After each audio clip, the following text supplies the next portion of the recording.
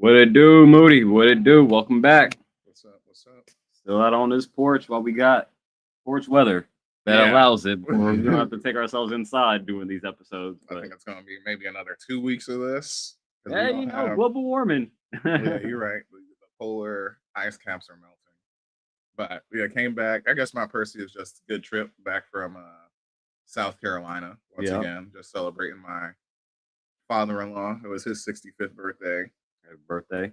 Yeah, and it was funny because like my wife, she was annoyed at her mom because she had said like she had made like whole pamphlets for like people that came over, kind of like or programs, you know what I'm saying? Like for just like let's go through this. Oh, here's what we got for dinner. Here's what we got for like appetizers. An itinerary. Like thank you. That's really what I was looking for. But on that, she had my wife on there, like reading through this entire, like basically back in 1960 when you were born, like all the things that were happening. And she's like, ain't nobody gonna like, we don't need to read it off. Like if you got this big old banner, they're just gonna read it when they come in. But sure enough, she got tasked with that. But overall, good trip, nice seeing everybody and everything. But yeah, that was about it. That's all I had. I mean, you did a great job. Appreciate you covering again. Yeah. Any wrestling takes that you wanted to get off your chest from last week outside of the Halloween Havoc recap, which we'll get into? Yeah, that was the biggest thing on my mind, obviously, because a point was on the line. But the only thing that I felt really strongly about was the Jade turn, where I was like, I just wanted a little bit more That's all. Because I was like, I felt like that was, and because of that, for me, it came off very stilted. That's the word that I keep on using for Jade, where I'm like, it feels like she's half stepping almost, or like overthinking in that point in time, I guess. I don't know. That's how I would put it. But let's see, that was the only real one. When we get to the boutique, we'll see how you feel about their segment this week and if it's improved. If she, improved any of your thoughts on it. Yeah, I didn't much have Percy. I was gonna let you clear out. You know, other than that, I was listening to the most recent Mick Jenkins album. Fire. That dude is so good. It's like I always say, it's so just minimizing just to call him a rapper, because that dude is literally a poet. The way his like rhyme scheme patterns and just the way he's able to put words together and just flow. He's just a poet, just flowing on like hot ass beats. Yeah, that's enough. And Mick Jenkins, man, ever since I found him with the Waters, I've been a fan, man. I went back and listened to his other stuff as well previously to that, and then kept up with him ever since after. One of the best MCs in the game. Most underrated. Like, that dude is so good. So we're going to have to listen to that a little bit later. But that's my Percy. Gucci's new album? Listen to that, episodes? Not all of it, but I heard a couple songs, and I was like, all right, Gucci, like, you still sound good to me. And I'm always anticipate, fan. I say Wale is supposed to be coming out this month in November. Yeah. And we got to also watch the goddamn, they just put up on Apple Music, Cash Money No Limit versus battle. Oh, did they put the whole thing up, so we'll put that on the watch list. But let's get into this show. Always losing its mouth, though. Doors opening. Step back to allow customers to exit. Proud. I was paid. Hamson. I can get with my tax report. Ride pro. Movie coming off the top rope. Re-up podcast. A weekly roll avenue. Follow us on our follow us here, our main channel. Like, comment, subscribe, and all the social media.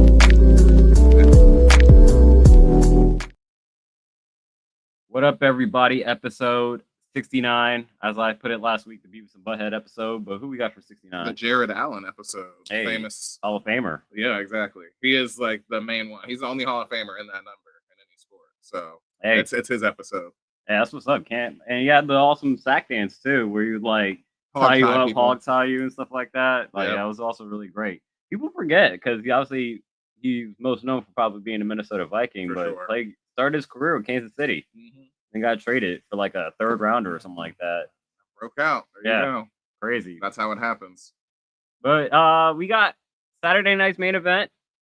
Not up for points because again, like I said last week, this is probably the most consequential Saturday night's main event since we had the first one, since they brought it back. But again, until further proof, this is a step in the right direction. But Saturday night's main events are no contest, but we'll still make our predictions at the end of the show.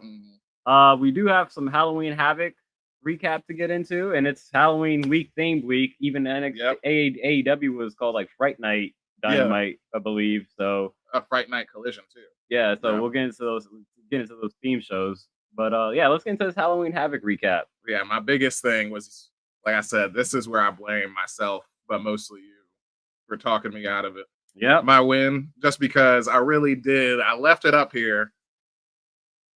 I had Dark State winning the tag team championships back. And I'm just going to read off what I had here, which was truly how I felt in the knee-jerk reaction. The NXT titles were just on loan for the Dudley retirement match. Yeah. Clearly, just to have the send-off.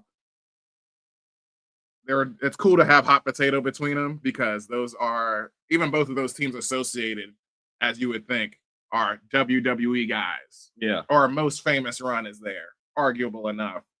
But yeah, they got like arguably the greatest, what people would say the greatest WrestleMania match of all time. You know, TLC 2.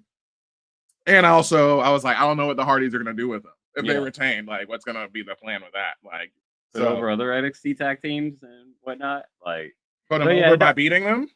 Like, and retaining the tag team championships? You have great matches with them. But again, they don't need the belts. Yeah, not at all. That's why I was like, yeah, I should have just stayed with Dark State. I knew that was going to happen. I said, what turned me on the Hardys was like, why I went for them was like, they had the gimmick switch when they were going like, you know, broken Matt Hardy and Brother Nero. And I was like, and it's your match. And I was like saying like, they have two theme matches that are designed to be focus of one wrestler. And it's like, they both ended up losing. I was like, one of them had to win, but they both ended up losing. So my thought was, because this was my somewhat like super deep cut, like, you know, if I'm betting on a single number on our roulette board, I'm glad you brought up the gimmick switch because we just saw them like beat the Dudleys to retain, right? So I thought when you brought up, you know, the Hardys winning, there was a piece of me that thought about that gimmick switch, and I was like, gimmick switch for the Dudleys too, and they can go aces and eights. Because I'm thinking I don't know if it was you that brought it up or maybe I thought this in my head, but you have put that phrase as like, you know, just numbers game in general. Dark State has more people. Yeah. So I could believe we have a gimmick change of the Dudleys and they're the aces and eights Dudleys. You know, he's Bully Ray and, you know, the motorcycle gang shit. And then we even the odds. They still retain. Yeah. That's like I said, a shot in the dark. That didn't happen. So it doesn't fucking matter. But anyway, run through the rest of this card real quick. Javon and Leon. Oh yeah, this was also a tie for us. Yeah, obviously. Well, I mean, we'll get to it as we go through the card, but go ahead. Yeah. Javon and Leon Slater. Yep, I put in here. I'm just rooting for everybody black. Yep. The best black luchadors in the world, because that's what I've been calling them. Mr. Iguana in a great match. Yep. Day of the Dead match. Ethan Page retained against Dr. Wagner Jr. Yep. Pulling off the mask, pretty good too. Like when he did that, I was like, oh, is El Hijo gonna win? Right. You know what I'm saying? Because I'm like, that's enough. Yeah. Like honestly, like his face isn't painted underneath there. So I'm like, all right, it was slightly, but I'm like, bro, like you violated. Yeah. Like how much I felt like there's been a very high concentration of luchador mask pulling. But then again, we've also been getting, I guess maybe our AAA, right? He's from AAA? Yeah. They must be, I mean, of course a luchador's not gonna do that unless they're okay with it. But I mean, it makes me wonder how much AAA does that normally. Yeah. That's all I'm wondering. I'm like, it feels like I've seen a lot of mask pulling recently, and I'm like, that's kind of crazy. Like, and you know, I'd be going off about all the foreign talent come into like WWE and like how like they fall in the cards. But anyway, great match. I really thought like once that happened, I thought El Hijo was gonna win, but I thought we got a twisted grin off the second rope or off the top rope for the win. Blake versus Zarya for the Women's North American Championship, you know, vacated by Soul.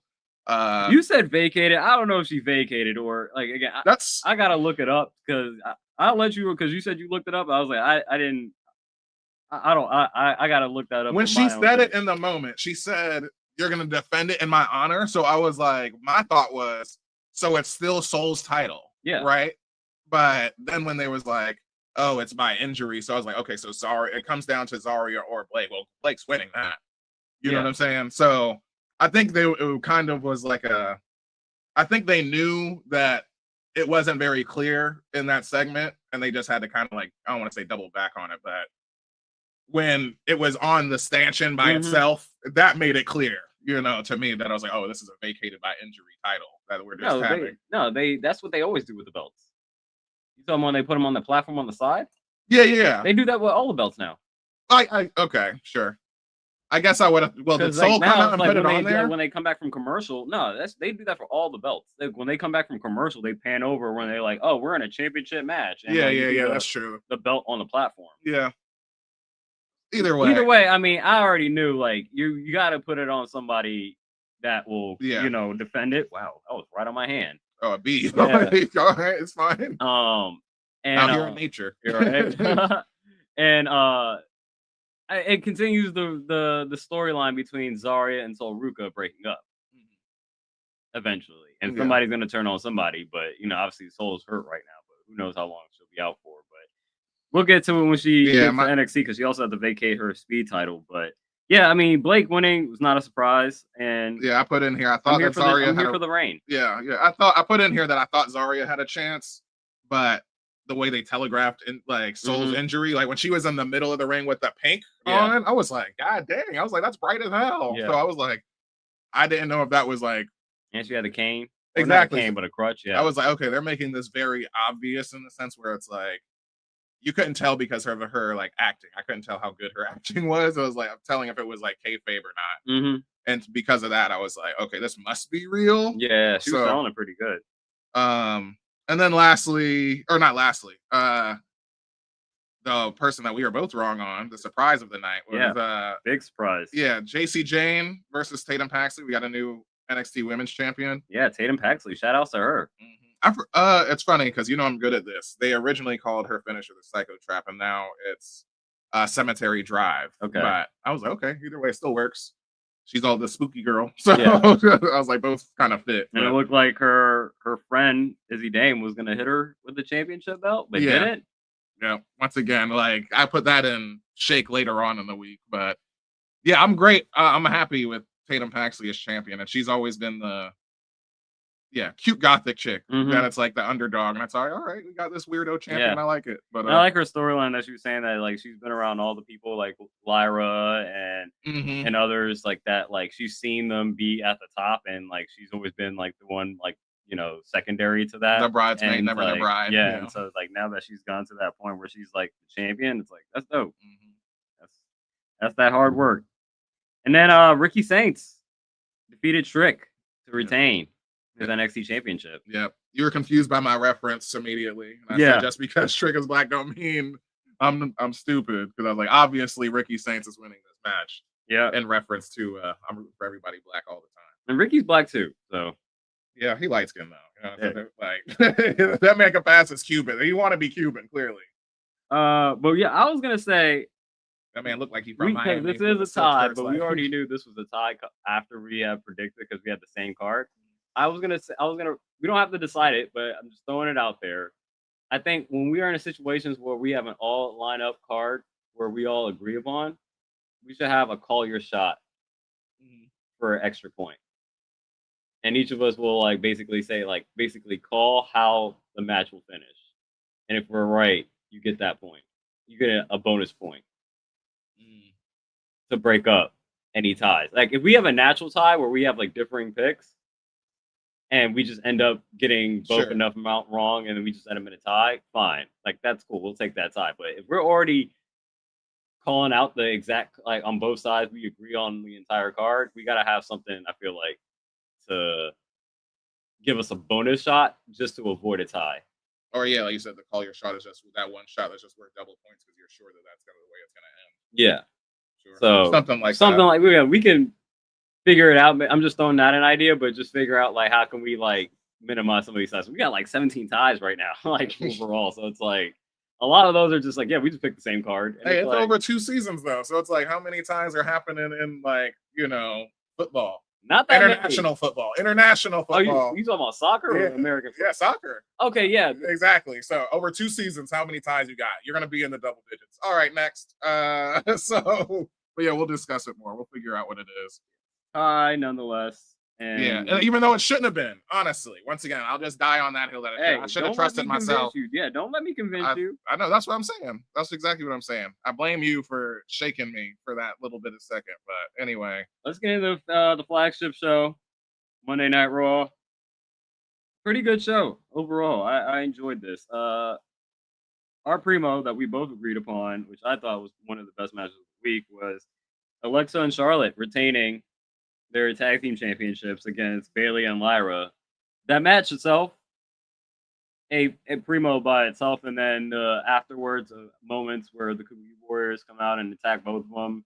I tell you, when they reunited to become the Kabuki Warriors, I was kind of disappointed because I was like, I wanted both of them to have singles runs, but I have been enjoying their heel run as a moment, and then adding them.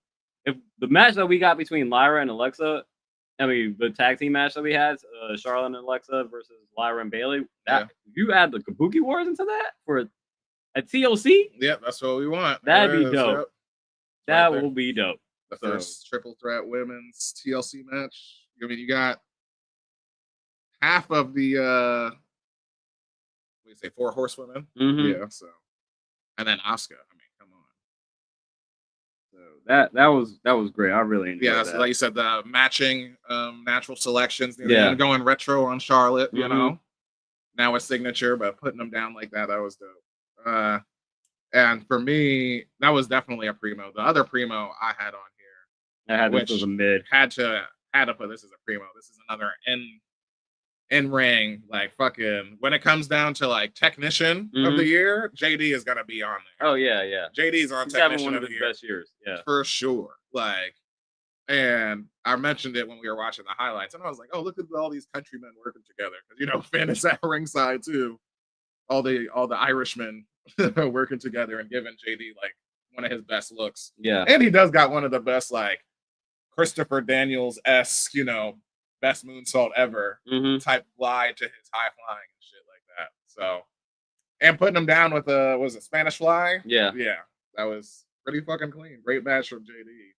Yeah, he's constantly getting his ass beat. He's like low key the Spike Dudley. Yeah, for sure. Of like the week to week, taking bumps at like the highest rate. It's him. So like given this win to him, it looked great. And I get it, Sheamus. You still wanted to protect Sheamus, so having the Finn Balor interference with the Shillelagh, I was like, okay, I get it. If there was any way that was the only way JD McDonough was going to win this match over Sheamus. Yeah. So like, I get it. I just wish it was like a little bit. I wish it was a surprise win. Yeah. Rather than like, oh, we had to hit you with a Shillelagh. Yeah, if we're going in kayfabe, like put that in a simulator, like 2K26, like a straight up Sheamus versus Sheamus versus JD. Sheamus is winning 9 times out of 10. I'd almost wish there was like a surprise roll up. Yeah. For him to get that win and then seeing the shock face in Sheamus. Hey, that'd be something. But it's still a great match, like you said, like great match. I do not blame you for putting that as a primo. Which should have been a primo, but ended up because of the ending was Penta versus Rusev.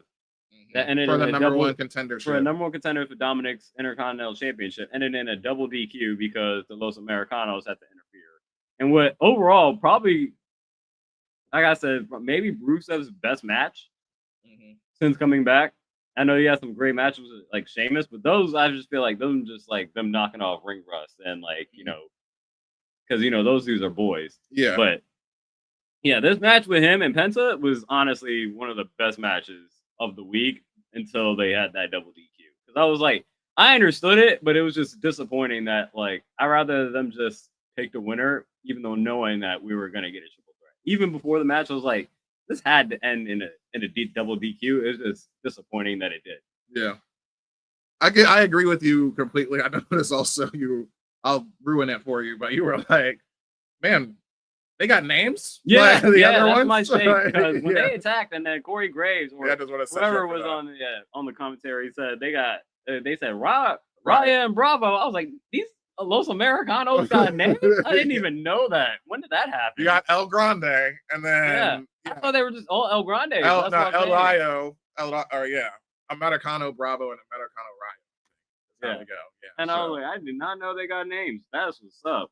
Way to level up. Yeah. So yeah, that's dope. Now it's I called it actually. Remember, I had it like months ago where I put them in here as like the shake. Like when they made their debut, I was like La Facción of Tres Americanos. Yeah. And they put it on there, Facción de like Americanos. And I was like, I knew this. I knew they were gonna do this. And they put it in the Hispanic spelling. Yeah. I was like, man, I be calling this shit. But yeah, I mean, you gotta mention, obviously, it was a great segment that we see Dominic dapping up El Grande backstage. Yeah. And you know, like Alec Pierce? Why am I forgetting his first name? Adam Pierce. Adam Pierce. Yeah. It's like, what the hell was that? And he's like, I have no idea why he decided to do that. It was definitely an idea. They came up all on their own. Like a hostage video. Like it was actually pretty good work by him playing the stupid. I have no idea what you're talking about. Even though I'm telegraphing this. I don't know if you caught my statement last week around Dominic, where I was like the curious case of Dominic Mysterio. I didn't actually, yeah. Where I was just like, I understand what they're doing with him, but I'm like, it's so confusing watching him. If you're not into the show, like in seeing him and be like, yeah, I'm watching it with like someone like LA. I'm like, oh yeah, Dominic is a bad guy. But you hear him when he's wrestling against anybody. It doesn't matter if it's Penta or whatever. It's like the dude gets cheered. Like it's like when they're doing the back and forth punches, he gets the yes and the other person gets the boos, and it's like that's not supposed to happen. Yeah. And it was like, I'm not saying it's a bad thing or he's doing anything wrong. I think it's just like, at what point do you just turn him face? Because like, I don't see it. I know they're doing an ode to Eddie, but I don't see it in the same light where I'm like, it doesn't give me that same lie, cheating, stealing. It's just more of just like irony, if anything. And I'm like, I don't know if I don't know how personally how I'm supposed to take it. I like that expansion of it because yeah, I would say it's definitely an ode to Eddie, but I feel like it's his character in the sense of like it's definitely a modern twist. Like he feels different and distinct from him, right? Yeah. But this is almost kind of what I've been saying before, where it's like I'm still waiting on the real, face turn. Like I mean, like everybody else is, because it's like once he comes down with the lowrider the first time, like that's when it's gonna be the full on like. I think it feels like you said, it feels like he's doing an impersonation, and I think by the time that he's face Eddie and we're talking about him, and that's when he's in the heavyweight title picture. Yeah, you know what I mean. That's like the moment everybody. That's like so far off, but I think that's what. Not that it comes down to just him being in the main event scene, but like, I guess for him to. I guess if you're going to maximize the Eddie lie, cheating, and stealing as your gimmick, that's the ultimate level of that.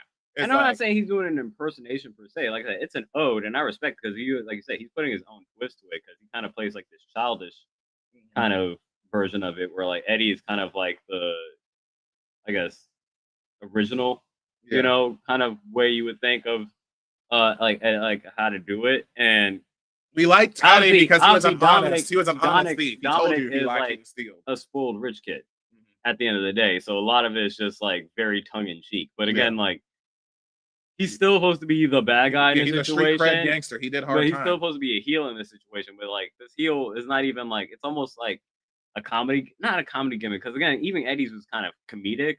But I don't know. Like I said, I think at some point, like I feel like if we're just cheering him, why don't you just make him a face? Yeah, because I think it just works a little bit better. Because right now, it's just like it's kind of, I don't know. I'm not gonna say it's run past itself, but I do wish there was like a little bit more progress with, I guess, where this character arc is going. Because right now it's just like we're just kind of, we're getting by on just like, hey, yeah, this is very nostalgic with a new twist, but I don't know how to feel about it as a person watching it, because I'm like, yeah, you're a heel, but again, the crowd doesn't care. You know what I'm saying? They want you to cheat, and it's like Yeah, we wanted Eddie to cheat, but again, it's a weird dynamic. It's a weird dynamic. I'm not anything blaming him. He's doing it. He's doing an amazing job. It's not even a criticism. It's more of just like I'm still kind of wrapping my head around like how I almost feel like I don't see the kayfabe of it. I think it's more of irony for me that I enjoy Dominic and not so much the character.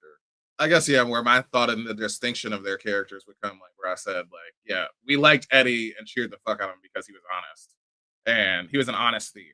Yeah, and but that was also within the character. You know what I'm saying? Like it felt like a character. This just feels ironic. Well, yeah, that's because Dom's actual character is that he went to jail and like came out with hard time, and then added on later as he's heating up more. Like we said, oh yeah, he's doing an ode to Eddie. Yeah, you know what I'm saying. So that's where it's like, yeah, like we know you can do the Eddie shit, but where is that character of like, you know? And also he's abandoned the other part of his character is he's abandoned his old family and has a new chosen family, which is the Judgment Day. So really we're waiting on him to leave the Judgment Day and be a solo guy and go for the title. That's what that is. Or I mean, that's where I'm having it booked. But anyway, that's our Dominic Mysterio segment. That is not wasted time either. So money well spent right there. But to speed it up a bit, I had Braun Breaker getting the win over LA Knight as a mid. If anything, just for the finish of it. Oh man, youth and agility, like for a reason. Even like that was awesome. Like and there was one moment also in the match where like Braun like bounced off the rope. He like LA Knight went for like a clothesline. He like ducked underneath, bounced off the rope, and then bounced off another. But like you saw him like accelerate. Yeah, and it was just like, yo, this dude is an athlete. Yeah, like, for sure. And even like I mean, once again, guys be old, but like LA Knight being in his bag. Because he does that run up superplex, and Breaker was able to get in position like perfectly. Where I was like, okay. Anytime like my most nervous one is when LA Knight does his LA Knight elbow drop because he does the blind hop up, and then jumps again. So, but I had a little shakiness, but I was like, okay, Braun's there with him. We tight. We snapped it. It was good. It was like more of a snap suplex where I was like, okay, that shit was physical right there. But Braun hits one of the best spears in the business. Oh, for sure. It's definitely his to take. It's his to take. It's just, I honestly he has a better spear than Roman. Yeah, I would say because Roman's character has kayfabe more to it. That's the number one spear, but definitely Braun is second. Yeah. Like, over Jay. Like, for sure. Oh, for sure. But yeah, that was my... You say you also just occurred to you that LA Knight's on Raw. What does that mean? Yeah. Oh, because my thought was like, how he was on SmackDown? Yeah, he was on SmackDown like all the way up until this point, and that was like, I'm trying to honestly think. Was it like 2 months ago? Like when did he start his run? No, it was after Seth won the title because, and that's when he started showing up. Yeah, but he was still a SmackDown guy at that point in time, and now that's when I was watching this match, and I was like, oh, LA Knight's just on Raw now. Yeah. Like that's just they just did that in front of our face and never said anything. No trade or anything. Yeah, and that's also where I puts like I think what happened was Shinsuke came back with Rey Fenix. Yeah, and I was like, Shinsuke's on SmackDown, and I'm like, okay, yeah, now it makes sense. Like maybe he was out, doing his Shinsuke is one of the Japanese ambassadors now for WWE, so. I think that's what put it in my head where I was like, oh, they were traded for each other. Like low key. But yeah, that was my shake. And the other shake that I had was just Punk and Jay's opening promo. What we expected, kind of.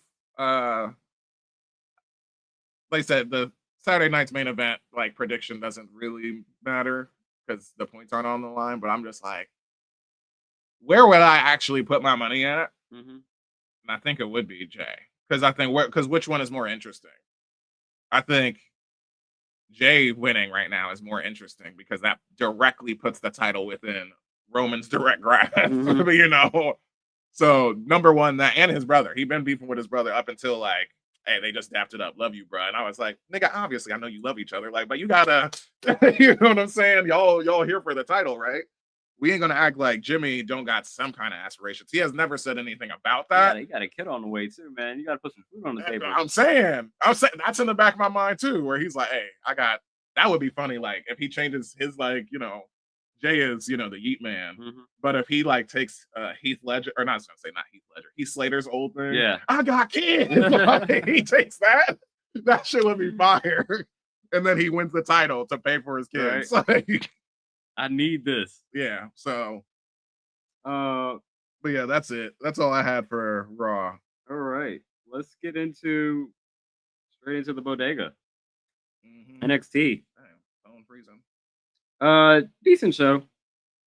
We had agreed upon pretty much everything. Our primo was the Trick and Ricky scrapping throughout the night. Yeah. Being the through line of the entire night. Yeah, the Trick doing his, again, I just call him Black Dynamite at this point. Yeah. Just every time I hear him. Blaxploitation. Every time I hear him cut a promo, I'm like, this dude just sounds like Black Dynamite to me. Like, yeah, he's just Blaxploitation doing a 70s superstar gangster like impersonation. Let's talk about it with his catchphrase. He's got that over too. Yeah. And then I really like the fact that because we usually don't see it, especially in them in like the not the studio area, the production area, at least in NXT, you don't see that often. So like him starting the show with like, man, no, where's Ricky at? I'm looking for his ass. Like, and I also thought it was funny that he's just like, no, I need to get my title back. And I'm like, you literally just lost the TNA, but it's like he just forgot that one. He's like, man, fuck it. And why does he deserve a rematch? Just because he lost clean. Like, why do you deserve a rematch? I get it, but again, this is Trick's last chance.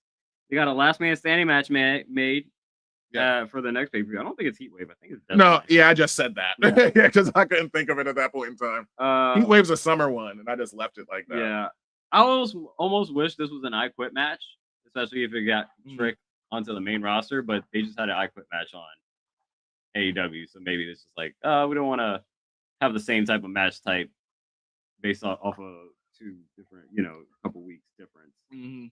But our mid was Kalani Jordan retaining her title against Jordan Grace. As you said, been watching Cody. Yeah, she was like leaning more into her heel side.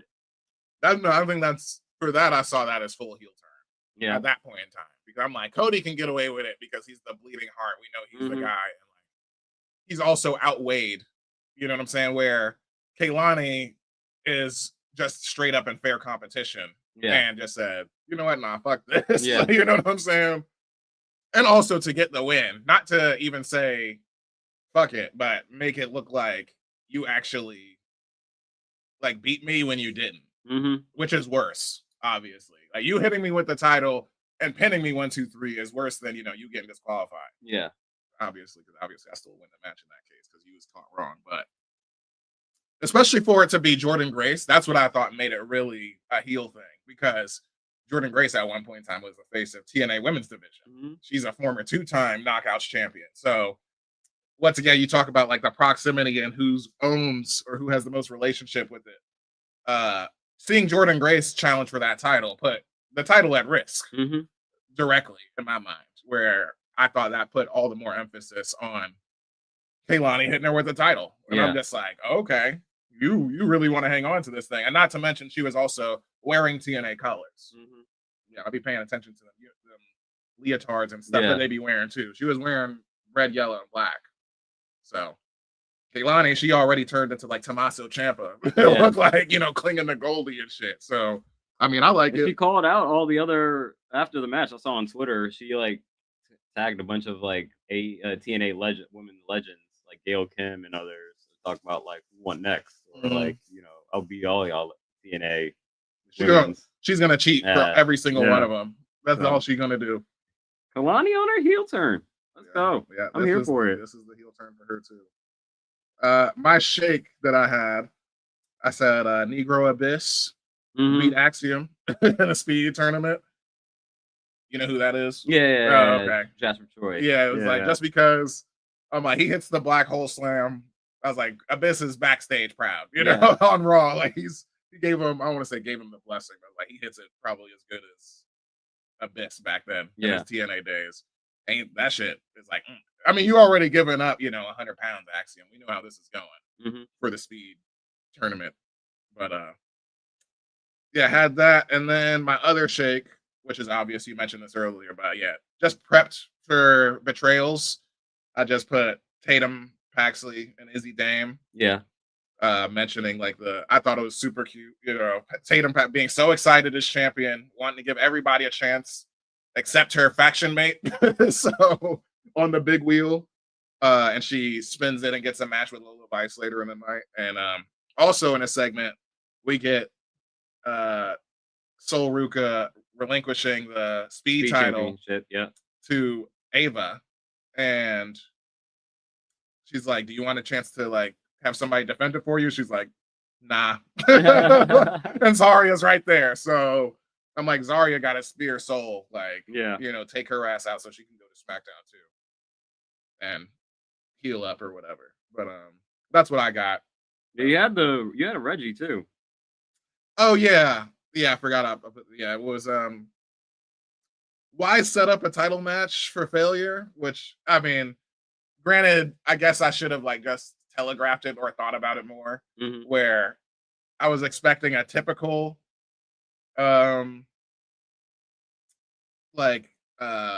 win by interference. Like I was expecting Izzy Dame to actually help her. Like I wasn't expecting fatal influence to come down and just beat her down. And then on top of that, Izzy Dame, like once again being heavy-handed, and Izzy Dame not coming down at all to help her. Where I felt like I just felt like it was very heavy-handed and like made Lola look bad in a sense where I'm like, she's one of the super seniors in my mind. I mean, maybe I bet you she hasn't been on NXT that long, but I think she's just been so over with me for so long that I'm like, she's one of those like NXT championship or bust. Like at this point, for me, I don't need to see her hold the North American title or like Jada Parker. I can see another like year of Jada. Yeah, for sure. But I'm like, I feel like that's how I felt about like Lola, like because Jada was over with me basically immediately, like from the time that I saw her, and the same thing, like ever since, because I know she was over with you a little bit quicker, and like once you showed me, I was like, oh yeah, I see it after a while. And I feel like it's been with Lola Vice. Okay, yeah. And I feel like it's just been a while, so I just didn't like that spot for her, and also for like, I just just what is it? Collateral damage. There you go. She was just collateral damage. I can just see it. Her and Tatum are going to probably be in a tag team match against Stacey Jane or somebody from Fatal Influence, and then that gets her just closer because eventually Izzy's going to turn on Tatum. So I see it's just storyline playing out. But I mean they didn't even really have a match. I think that they interfered pretty quickly. Yeah. So it's like that's the sad part. Like her first championship match, defending the title immediately ends in interference, and you don't even get to have a good like. That's a good point. I didn't even think about it like 8 minutes. Yeah, the fact that it's supposed to be her first title defense, and really they just set it up, and it's really just all angle. Yeah. That's how I have to think about it. That wasn't a match at all. But the fact that it's her first title defense. Yeah, you're right. You hit the nail on the head. That's what I was trying to say, honestly. But that's why it's a Reggie. Anything else from the bodega? No, that's it for me. That is everything. We can take ourselves straight into the coffee shop. AEW Dynamite theme show. Fright night. Yep.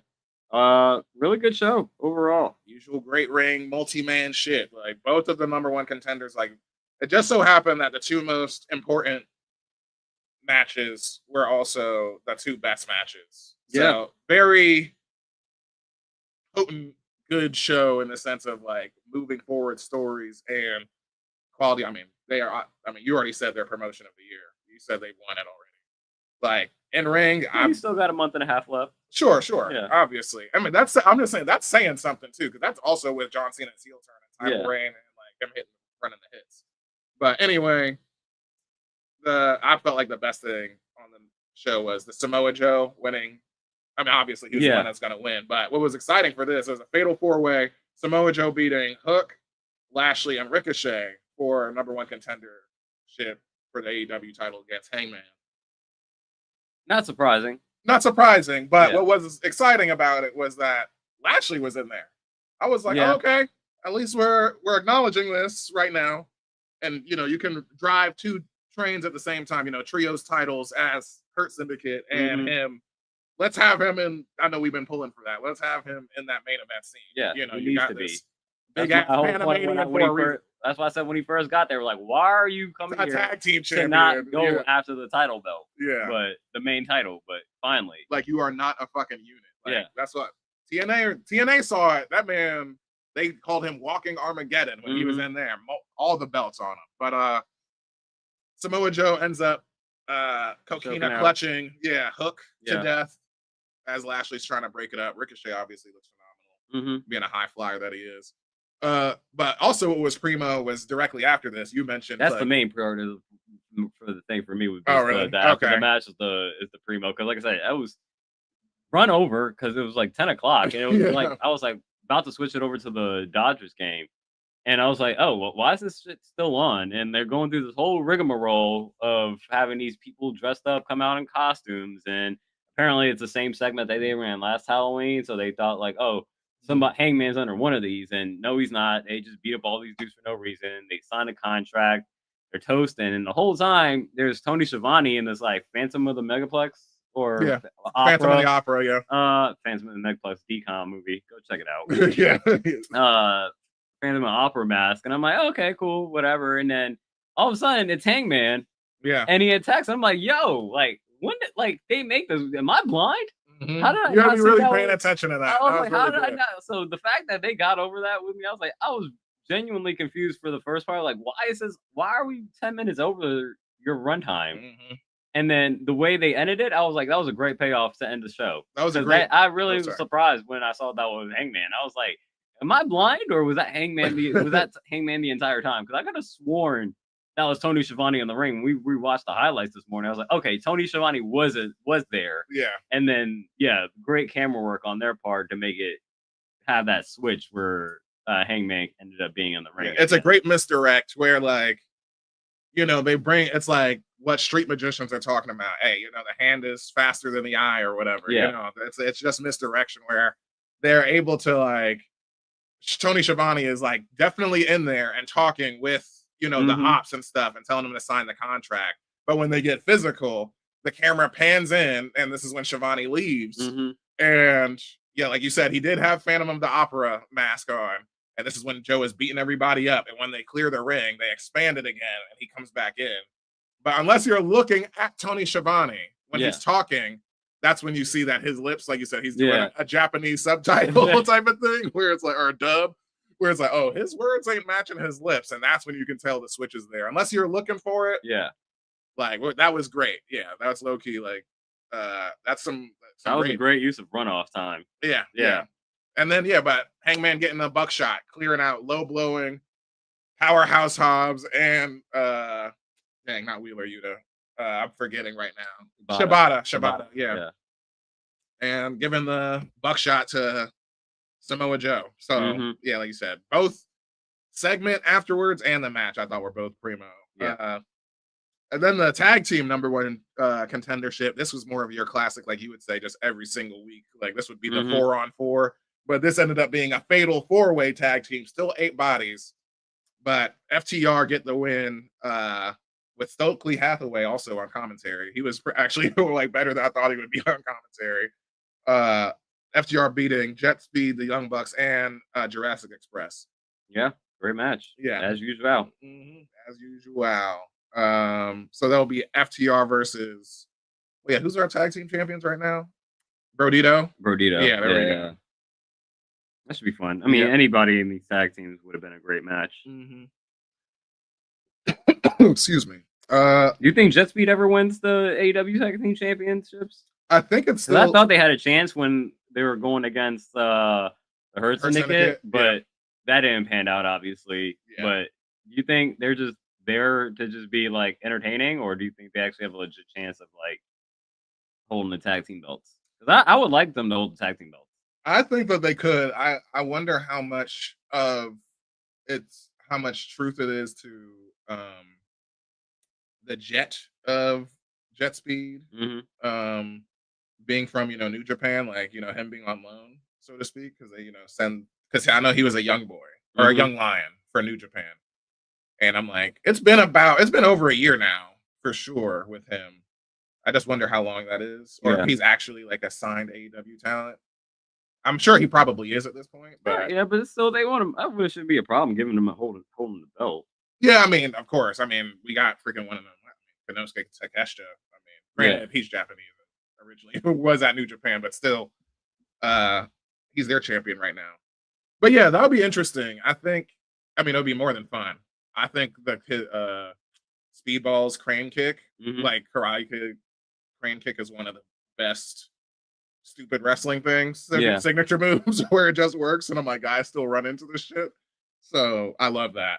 I think it needs to. It's already a signature. He needs to put people down with it. Yeah, I hope so. I hope they can do it. Yeah. Mids, we both agree. Don Callis Family Summit. Oh, this is like my favorite storyline of AEW that's currently going on. Reason it's a mid is just the fact I'm ready to see some physicality between them. It's just gonna descend until you see it at this point. It'll be Shake like 2 weeks from now.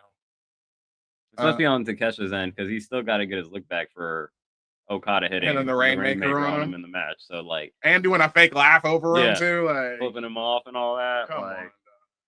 And this whole thing, that's what I did really like this segment with the Don Callis Family Summit, because I know we talked about how they set up 2 tables in the ring and made it look like the United Nations and like how many fucking faction people are in there, and even the person who you didn't even know, which I thought was funny because he's definitely like the least used and like least known person, Rocky Romero. Gives Don Callis a painting of the family again, so it's another portrait to go with him. So, and I know I mentioned this to you before, like a month ago or so, but like there is a video of like the actual AEW creative director or like art director. Yeah, we watched it. Yeah, great video.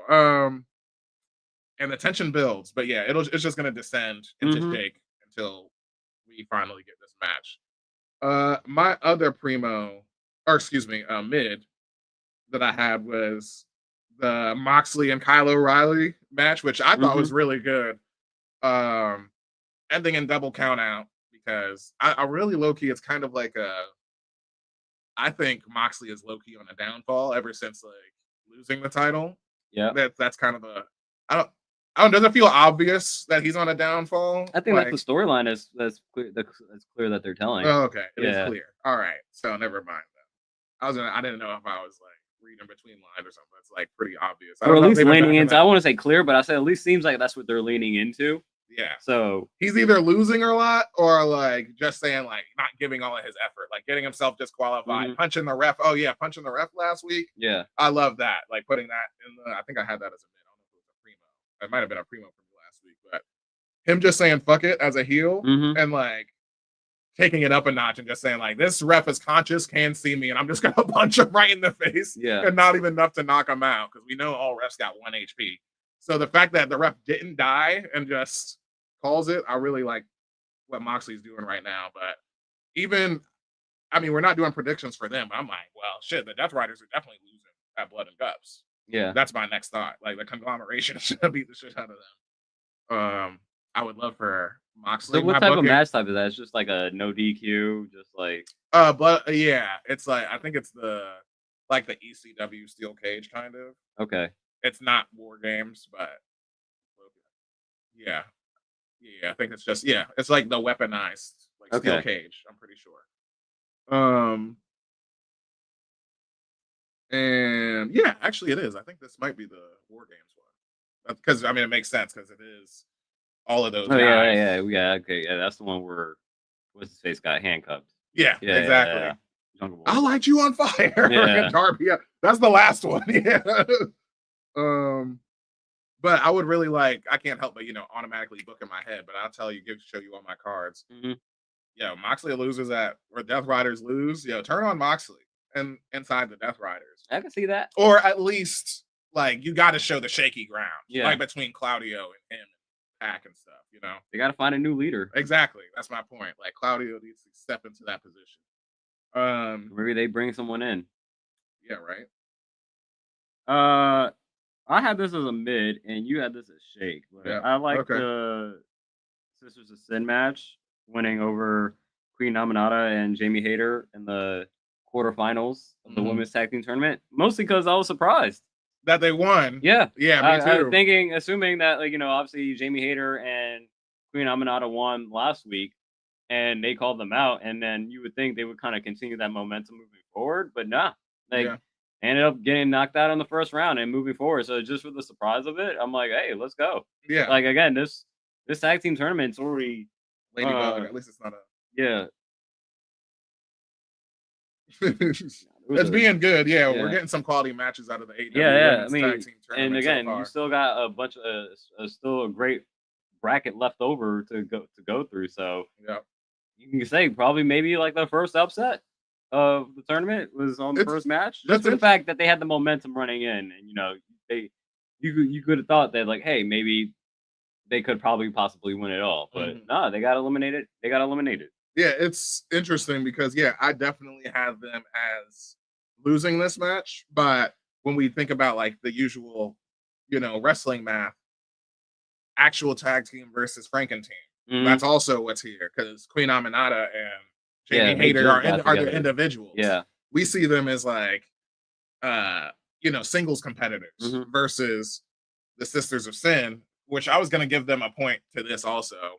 Maybe I should move it up just for the fact of like, I love when you have a faction, but a faction acknowledges like history of tag teams, like within the faction. Like when you have the New Age Outlaws, exactly. So having the Sisters of Sin within the Triangle of Madness, I'm like, yep, see? That makes sense. That's just extra, kayfabe points, I guess, as a deep cut fan. Should I put this on Do Not Disturb? But it's all right. But I really do appreciate the quality of match that it was. I guess I should bump that up to mid because that is a surprise also that you would think that they would have won the Jamie Hayter and Queen Aminata because also them individually as wrestlers, it would be like Sasha and Bailey being tag team champs. I believe that they're good enough and also over enough as individual stars that they could get over as tag team champions. For sure. Because their chemistry is going to grow. Yeah. So, but we're putting over that Triangle of Madness. Yeah, and also, numbers game. Tekla did interfere in this. Yeah, that's fact. My big schnoz don't beauty. lie, and they spell disaster. Yep, my big schnoz beauty. I love her. She got a beak on her. Other shake that we did agree upon, Chris Statlander, Mercedes Moné, scrapping, and then Athena allied with Moné. Fun, entertaining. Have this as shake just for the fact that I'm curious to see what the relationship kind of blossoms into. Yeah. Within Athena and Mercedes. I know they're together for the tag team tournament, but I wonder how does that continue to play out beyond that, especially if they eventually, which I do think they'll probably end up losing. I would like for them to win, but it'd be interesting to see what happens if they lose. The booking is Chris is gonna fuck it up. They're gonna make it to the final and Chris is gonna interfere. That's immediately what I said when I saw this. When I saw Athena come out and O-Facer, one of my favorite women's finishers. That's one of the S tiers for me. Like you're dead. You're hit with an O-Face. So seeing that, I was like, okay, well both of these women don't lose matches. They're both deadly. Like they're going to the final. So Chris is gonna fuck it up. So it's gonna be whoever is in the final against them. That's your first champions right there. Yeah, Tony and Mina. Possibly. I mean, and that's what the thing is. I really like that booking just because what's the most believable thing about Mercedes? She's going to get another title. She loves herself a title. So that's what got her Athena to convince her to be partner with her. So anything else from Dynamite? Nah, but this was a very strong show. I think this was probably my show of the week because the best matches were also I said it before, but the best matches were also the most story driven, matches and moments, both of the primos were actually moving forward with contention and stuff like that. So really enjoyed that. All right. Well, let's take ourselves to the gallery for the Book of Wrestling.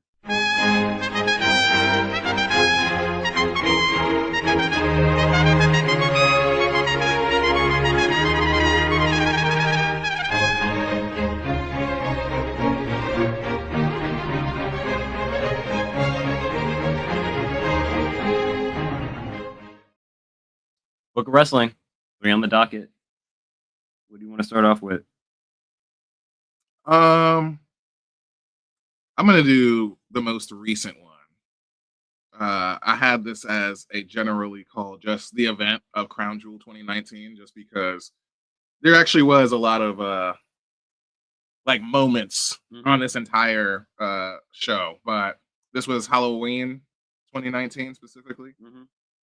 Crown Jewel took place in the Fad Stadium in Riyadh. Brock Lesnar retained the WWE Championship against Cain Velasquez, like the one match that he had. Wow.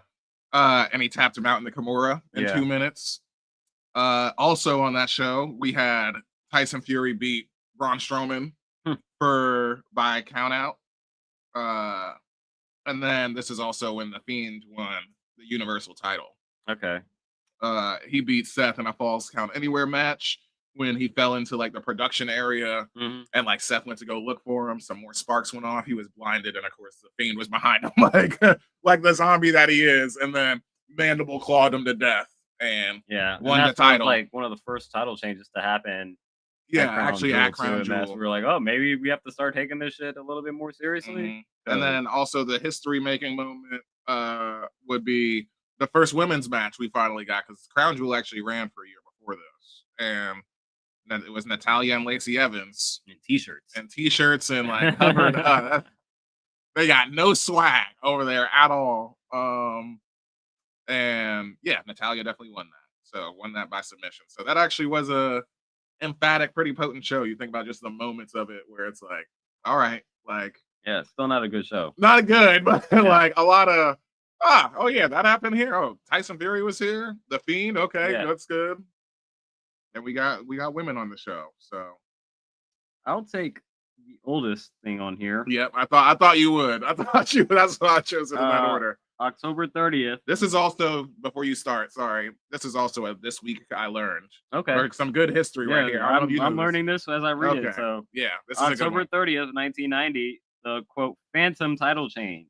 At a TV taping for the main event in Fort Wayne, Indiana, one of the most famous Phantom title changes in wrestling history took place. The Rockers defeated the Hart Foundation for the WWF Tag Team Championships.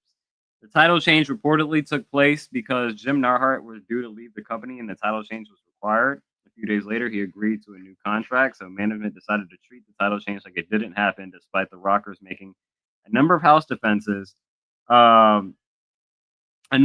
show defenses. The WF management blamed the top rope breaking during the match, making the result null and void and not able to broadcast on television. That's wild. That sucks. They got stripped of the title and like nobody got to. Well, some people got to see it. Obviously, in real life, the Rockers were actually champions, and like since they didn't make it to TV yet, they're like, nah, they were. That didn't happen. That's crazy. I did not know that. They didn't even have a match. They just said, all right, we're screwing you guys. Y'all don't have to actually work this. These are just props at the end of the day. Exactly. Like, you think this is a real championship? It means anything? Come on now. Exactly. This title is on who we want it to be on. Yeah. As simple as that. And then the last, we got to dip in. For me, this is what the Book of Wrestling is for. The most ridiculous corners of wrestling where you get wrestling brooms and children and stuff like that. And we should watch this after this. It's only 6 minutes. But back when Matt Hardy had his like strong grip around TNA wrestling, this whole event was called Total Nonstop Deletion, November 1st, 2016. TNA Impact Wrestling take their unique Total Nonstop Deletion event at the Hardy compound in Cameron, North Carolina. During the event, Matt Hardy's eldest son, King Maxwell, beat Rockstar Spud in a 47-second no DQ match, and the Hardy Boys won a tag team Apocalypto match for the TNA World Tag Team titles. The other teams in the match was the Rock and Roll Express, Rockstar Spud and Swoggle, Abyss and Crazy Steve, and Andrew Everett and Shane Helms. And he appeared as the Hurricane. he reappeared. And that King Maxwell match, it was versus a literal baby. A literal baby. Like, King Maxwell is like 11 months old. Yeah. In this, where the great twist is like, Rockstar Spud is like, hey, your son is more over than me. That's some BS. I need my TV time. As a matter of fact, I challenge your son. Whenever he grows up, I'm getting his first match. And he's like, oh, you want your first match against my son? Well, as his parent, I get to, I'm his legal guardian. It'll be a choice of my choosing. And he's like, okay, fine. And he's like, it'll be a no disqualification match. And they just beat the shit out of him right there, right now. And they put him on top. And the baby's just sitting on top of him. And they count 1, 2, 3. And it's a great little fun. This is before Matt Hardy creativity, This is why cinematics, this is why we love the cinematic, like Lucha Underground and shit like that, Way to rejuvenate your career. Yeah, exactly. Just do something completely off the walls. You're speaking with a British accent for no reason because you had to kill your brother. Brother Nero, you renamed him. That was fun. That turns into like a gothic villain. Yeah, we'll check that out. But that was the book of wrestling for this week. Yep. And let's get into the go home show, the last show before we get into our predictions. The Boutique SmackDown. I was wondering when we were watching it, I was like, man, that stage is like fairly big for a normal SmackDown, and I forgot that this is the go home show, and they were just in Salt Lake City where they were going to do Saturday night's main event, so they were just getting the Saturday night's main event kind of stage already set up. So I was like, oh, that's why the stage was so big last night. But yeah, pretty good show. Best match on the card, Ilya Dragunov retaining against Nathan Frazier in a U.S. title open challenge. They were right about Sammy just giving an injection of adrenaline to the U.S. title, like effectively turning it into the IC title. Yeah, the workman's rate. You still have some other good challengers, possible challengers out there with Axiom also out there looking for a title match, and then who was the third person that was out there asking for a title match? I forget. Blanking. Yeah, I'm blanking right now, but yeah, 3 contenders definitely came down. I'll look it up if you can remember. But yeah, great match overall. Obviously, they were going to put on a great match. But yeah, we talked about before with especially like for Axiom in general, like, man, like they move at such a fast pace, but they hit everything perfectly. And it's just, man, to be able to have that type of agility and, but still be on time and hit it so clean every time is impressive to watch every single day. Yeah. Every single time. Yeah. No, you're right about that. It's fine because I couldn't help but think about like the best suicide vibes in wrestling right now, I would say, is Nathan Frazier. And I can't help but think about Darby Allin because part of Darby's gimmick. Tommaso. Yeah, he did come out there. But part of Darby's gimmick is that he is the crash test dummy. He like leans into like ragdolling and stuff like that. Where Nathan Frazier, like you said, is just crisp. He's just clean with all of his stuff. Like you can tell he's just like actually like one of the best in the world when it comes to this whole like wrestling thing. Yeah. He had a great teacher too with Seth. So but to our mids, the Tiffany and Jade promo, this low-key could have been Shake. That's probably Shake for me. Yeah, because the most permeating line is the worst line. Like what Jade says is like taffy time's gonna be over. Yeah. And you immediately were like, did she say taffy time? Yeah, I was like, did she mess up? Yeah, did she mess up? And I'm like, nah, I think she's making fun of it. Like, calling her taffy. And I'm like, yeah, it's just bad writing. So should have just called her tacky. Yeah, tacky. Yeah, that would have been more in character. Yeah. I think this is similar to like where it's like, yeah, I just want to see the match. Granted, we're getting it. We're getting it tonight, so I don't want to wait anymore. But we'll get to our predictions to see if Jade might be able to pull it off. But 2 things that we did agree upon was Drew putting Cody through a table at the contract signing. Again, contract signings are contract signings as usual, but I think the thing that can get you from Shake to a mid in a contract signing, at least for signing for me, is promo. Okay. The table always happens. That's a Shake. Yeah, it's the promo battle. It's the same thing I said last week when Trick and Ricky did it before Halloween Havoc. I was like, same thing. Contract signings are contract signings, but the vigor in which Ricky was spitting back at Trick last week, I was like, okay, I'm here for this match. Like, if it gets you hyped up for the match, I'm probably gonna get you a mid in my book. You'll never get a primo for a contract signing for me, but you can get as high as a mid for me. And this was reached that level. It got me interested, especially Drew's approach, because Nick Aldis was talking to him prior to. He's like, you looked at the contract, you read all the stuff, everything. He was like, yeah, I'm good. I'm good. He's like, you sure you're not gonna go out there on a live hot mic and just shoot? He's like, come on now, like I'm good. So I like the fact that Drew's coming in a little bit more, reserved and you could say somewhat confident in a way, and just all that they added that Cody can lose the belt off of disqualification or count out. So interesting stipulation that we have to consider when we do make our predictions. So well, yeah, Cody has been becoming more reckless, and I would say you could make a contract signing a primo, but it only adds one thing because the only one that comes to my mind is Batista. Like you add a turn to it. Literally Batista holding both contracts to sign at WrestleMania. That's a primo. That's a primo, but that's the only one because he obviously ends the way you think it's going because that moment is actually at Mania. That's the top shelf. When he actually beats Triple H. So, but yeah, that's a primo for sure. Contract signing. But yeah, you're right. Typical as usual. Honestly, I didn't catch what he was saying, like why he wasn't signing it immediately. I think he was just being a whiny punk at that point in time because we were talking through it at that point in time. But I just tossed it up as like, yeah, he was just probably whining in character. Like, just because I don't want to. That's to be annoying or something. I don't know. And I'm on Drew's side, man. I think Drew's the good guy in this situation. The same way I thought Xavier was with the title. Yeah. Xavier was right. Back when he was going through his heel turn, I was like, I feel the same way about Drew. I'm like, sometimes the heels just make sense. They have good rationale. Like they're not a heel, they're just misunderstood. Yeah, and that's just Drew. I mean, he really leaned into like being in a good mood and everything when he came to SmackDown because he was like, "God damn, you are jacked and handsome, Drew." Like when I woke up in my morning next to my hot wife in my big house, walked over to my big bathroom. Yeah, like he's trying to turn over a new leaf, and everybody's like doing him wrong. Other mid that we agree upon, MFT is getting the win over MCMG. Yeah.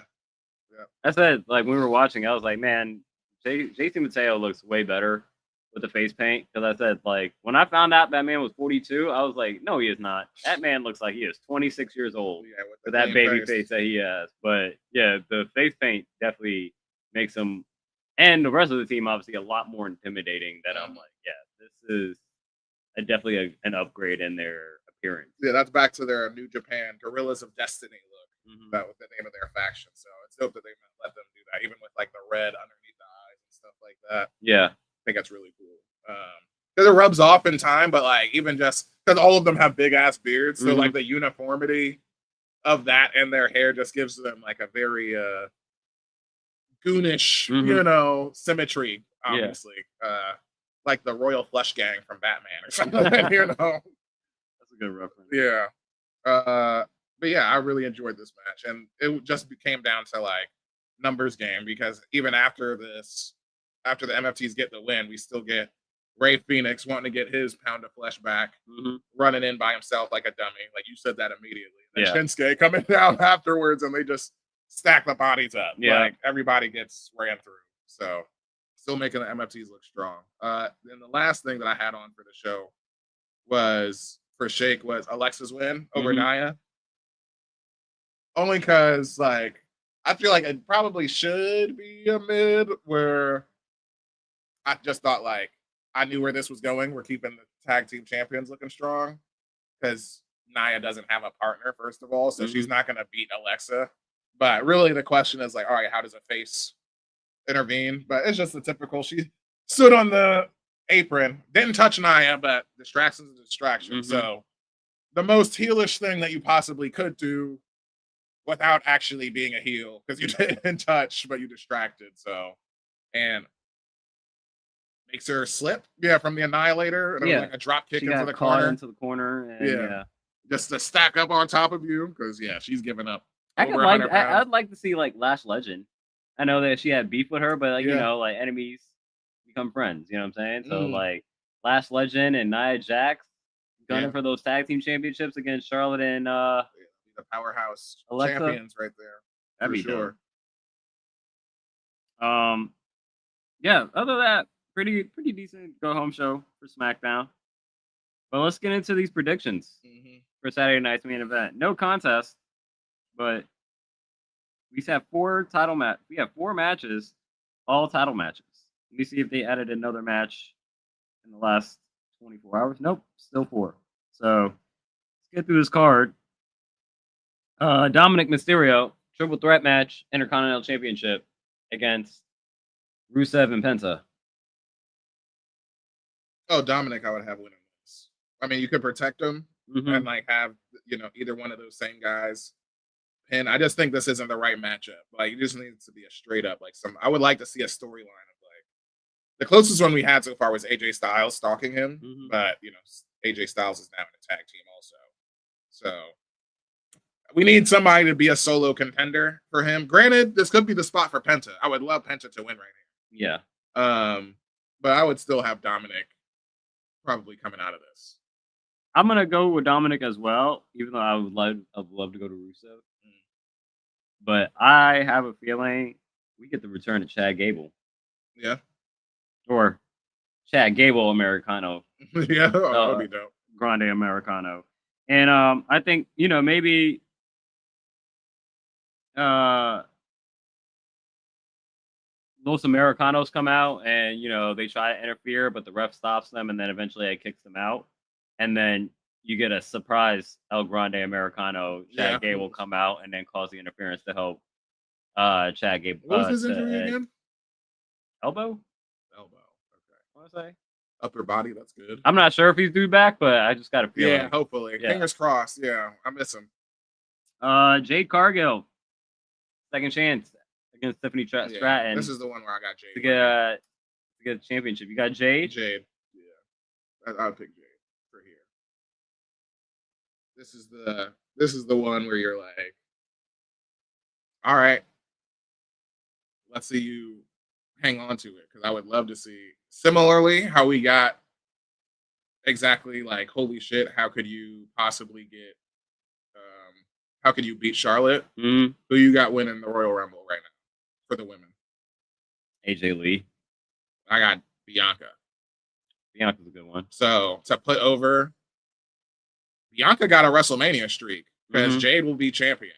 So I heard she lost already. Well, one-on-one. Yeah. True, yeah. In a one-on-one sense. Sure, yeah, you're right. But yeah, that would be something for if we could get that spot of her putting over Jade the same way that, basically Sasha put her over before, and even Charlotte did to Tiffany the year before. Like, I said that like the Raw after Mania or SmackDown after Mania. I was like, these are the first thing that we saw on SmackDown after Mania was Tiffany and Jade. I was like, okay, these are the two women right here, like in the next generation. I'm gonna go Tiffany, but I think this is gonna end in like a DQ. Yeah, it could be blood. Yeah, stretch it out. You could stretch it out. I think it's still early on Jay's turn, and I think you want to end this with like a last woman standing match. Hell in a Cell. Hell in a Cell. Steel cage. Yeah, we'll go to steel cage. Something like that. But I feel like you add another level to this where like you gotta bring the viciousness out of Jade for her to like, take Tiffany out. Because they're, I don't know why, but they don't be calling them like no DQs. It's Falls Count Anywhere matches. But yeah, Falls Count DQs match sometimes. I had a DQ match with Jimmy. Again, no, I'm talking about the women. The women get Falls Count Anywhere. They don't get no DQs. Okay. For whatever reason. I don't know. I can't think of a no DQ match. Anyway, whatever you would call it, because there's a fuckload of ways to call it no DQ. But yeah, that's gotta happen. Like a no DQ match, like you're talking about stretching it out. I completely agree with that. Yeah. Like have her win on because of course they would do it. The reason I have it on Saturday night's main event is because of course they would do a sister like that. Yeah. On the non-pay-per-view, they would give her all 4 of Sasha's title wins are on weekly television. They're all on SmackDown or Raw. That's crazy. She could never hang on to it. That was her story with Charlotte. She could never hang on to the title when it got to the big stage on a pay-per-view. She always lost on pay-per-view. But yeah, Jade winning. But either way, I think it's interesting. Yeah, I got Tiffany. We're splitting on that. Yeah, Jade will. I mean, I guess you would still have Jade as going to be the next champion, though, right? Okay, so I mean, it doesn't really matter. I mean, it's just a matter of time. I'd say she probably does it by like Survivor Series. Yeah, it's a matter of time before she. Okay, Cody and Drew. I want to go Drew, but this is not Drew's. Yeah. I think Cody's going to tease using the belt, but then eventually not use it. Or maybe he gets away with it, ends up using it as the referee didn't see it or some shit like that. Like, I just think Cody's gonna win, and it sucks for Drew because I know it's part of the character, but there's also a little bit of like, I'm like, when is this dude actually gonna like get back on top? Yeah. So going Cody. Yeah, it sucks just because Drew is like a third party in Cody's story at this point in time. Granted, like you have to put Drew in the main event because he's fucking Drew, but yeah, you do want to see a story centered around him versus him being utilized for somebody else. Yeah, you know, so maybe like he can spin the block on you don't this. want him to always be the bridesmaid and never the bride. You know what I'm saying? Like even his last title win was exactly that because it was a setup for a cash in. Yeah. So Damian Priest. So that's where I'm like, I hate to go against Drew, but I'm gonna go Cody. And finally, CM Punk versus Jey Uso determined the vacant World Heavyweight Championship. I think CM Punk is like you could say possibly the right answer. I mean, my heart wants to say Jay because of my booking earlier, where I just said it just puts him direct in proximity of Roman. And CM Punk, honestly, you want to talk about a WrestleMania match? CM Punk versus anybody is going to be whoever you slot up there. Yeah, that's going to feel like our main event WrestleMania match, whoever you choose. So I think CM Punk would win just because of that exact reason. Because if Jay is winning the title, do you have him? I mean, people are already clamoring for Braun to have the title. Is he going to like just hang on to it for a month, lose it at Elimination Chamber or something? No, I think I'm gonna go with Jay because I think with CM Punk asked Jay on Monday as far as like how far are you willing to go, and Jay never really gave an answer, but I think that just leans more into Jay turning into a heel, and I see him winning this belt and then being like, "Oh, y'all people talking," like leaning into the negative conversations that are having about him online about like having the most disliked videos or like people getting tired of Jay or whatever, and just like I think just lean into that and being a heel and just being antagonistic to the fans and just being like, "Oh, I'm the champ that y'all don't want." Well, that y'all got or that y'all need type of shit. And then that gets Jimmy also kind of into that storyline, continuing with his brother about, hey,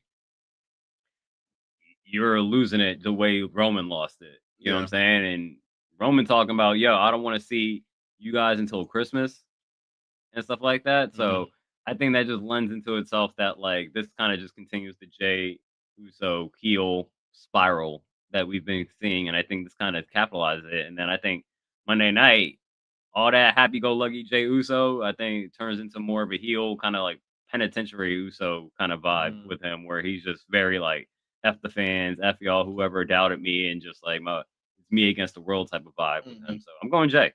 Yeah, I like either one of them. Because I will say that like since CM Punk is like the crazy bet, that definitely feels like I don't want to say a sidestep, but a treading water situation where it's like, okay, put it in safe hands for right now, where it's like, okay, well, you got the chance to like ask yourself like we're in the unique position to see which storyline is more important, is basically. So that's what's encouraging. Yes. And again, you could protect CM Punk by him getting cheated out and whatnot. So Jey Uso. So we got two differing opinions. I got Tiffany retaining and Jay winning, and you got Jade winning over Tiffany and CM Punk beating Jay. If only this counted, we would actually have a determined winner, but nonetheless, no contest. But again, if you make it if you continue to make these shows consequential, you might get upgraded to being a counted show, I would say. But Champions of the Week, I don't have any off the top of the head. No, I do not either. We'll double up next week. Anything else how you want to end the show? That's well, my one champion of the week. I know I'm milking basketball right now. Victor's still breaking basketball. That's all. Sure, I guess that's a champion during the Percy's. Yeah, that's it. Yeah. I can't think of nothing. Yeah. Oh. But yeah, tell the people to follow us. You know the script just like I do. You know it? This is your script. You back, bro. I did it last week. I was asking if you do it. That's all. I'm just trolling you. Like, comment, subscribe, do all the social engagement things here on this channel. Everything at the Wrestling Re-Up. People tune in with us next week, episode 70. Finally. Still in the lineman numbers, but at least we get to add some defensive line.